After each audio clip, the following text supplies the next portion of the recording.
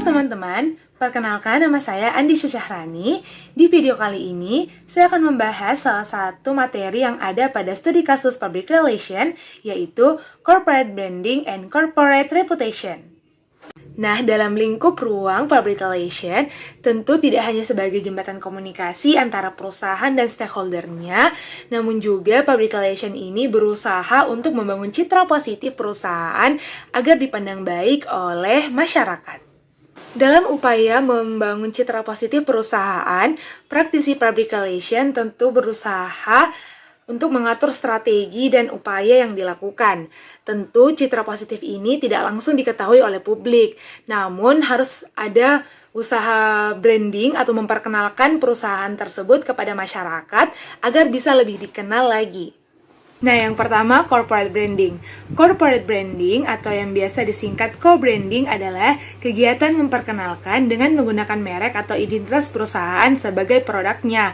Nah, untuk melakukan corporate branding ini, tentu suatu perusahaan harus memiliki identitas yang jelas, baik nama perusahaan, logo, maupun yang lainnya secara jelas dan terperinci, agar ketika praktisi public relation ingin memperkenalkan identitas dari perusahaan ini, bisa tersampaikan dengan baik dan efektif oleh masyarakat, sehingga masyarakat bisa mengetahui secara jelas adanya perusahaan tersebut.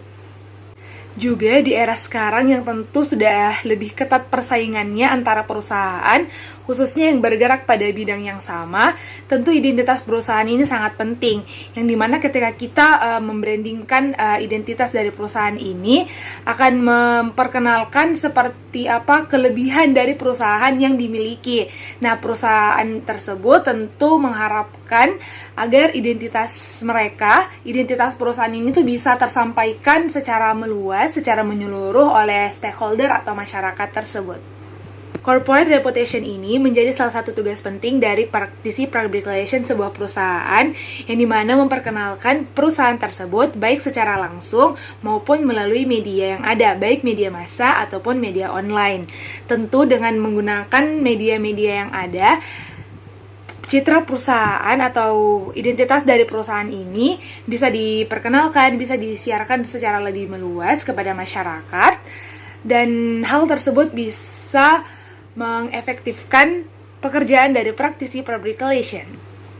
Nah, keuntungan dari adanya corporate branding ini diantaranya ketika perusahaan sudah memiliki citra baik di mata publik, tentu ketika ingin memasarkan suatu produk tersebut bisa diterima dahulu dengan baik dan bisa saja akan terjadinya peningkatan penjualan. Selain itu juga biaya pemasaran dari produk ini bisa diefisienkan karena perusahaan yang mengeluarkan produk ini sudah memiliki citra baik. Nah, setelah mereka mengeluarkan produk tersebut itu langsung dikenal karena perusahaan tersebut sudah memiliki branding atau sudah memiliki reputasi yang baik di mata masyarakat. Adapun beberapa hal yang perlu diperhatikan oleh praktisi public relation sebelum membangun corporate branding. Yang pertama, itu ada people. People ini diartikan sebagai SDM atau sumber daya manusia. Tentu SDM dari perusahaan ini sangat berperan penting dalam membrandingkan identitas perusahaan. Yang kedua, ada value atau nilai perusahaan. Tentu perusahaan yang ingin membrandingkan perusahaannya harus memiliki nilai mumpuni atau nilai yang bisa dipandang oleh masyarakat. Selanjutnya ada concern for customer, yang dimana perusahaan tersebut harus peduli terhadap customernya. Ketika customer memberikan saran atau kritikan, perusahaan tersebut bisa menerima dengan baik tanpa memprotes hal tersebut. Yang selanjutnya ada inovasi. Tentu perusahaan yang akan berkembang secara terus-menerus akan melakukan inovasi. Inovasi ini bukan berarti perubahan secara signifikan yang bisa membuat perusahaan tersebut berubah sedemikian rupa. Namun inovasi ini tentu diperlukan agar hal-hal yang dibuat oleh perusahaan itu tidak monoton dan sesuai dengan kondisi lapangan publiknya. Nah, corporate reputation ini dibangun dari persepsi stakeholder, baik internal maupun eksternal, yang dimana corporate reputation ini bisa saja baik atau buruk untuk perusahaan tersebut. Dalam membangun corporate reputation ini, tentu praktisi public relation dalam sebuah perusahaan sangat berperan penting, yang dimana ketika telah melakukan corporate branding atau membrandingkan perusahaan maupun produknya, hal tersebut harus dilakukan secara terus-menerus atau secara kontinu, agar reputasi positif bisa terbentuk dari masyarakat ke perusahaan yang memasarkan produk tersebut.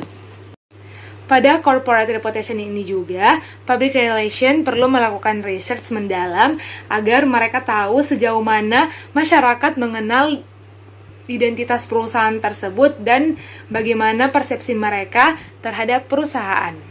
Adapun hal yang dapat dilakukan oleh praktisi public relation untuk mempertahankan corporate reputation diantaranya pemantauan program internal agar apa yang dilakukan dalam perusahaan itu bisa berjalan sesuai dengan mekanisme yang ada dan tidak keluar dari hal yang telah direncanakan. Selanjutnya yaitu program menjalin hubungan dengan eksternal.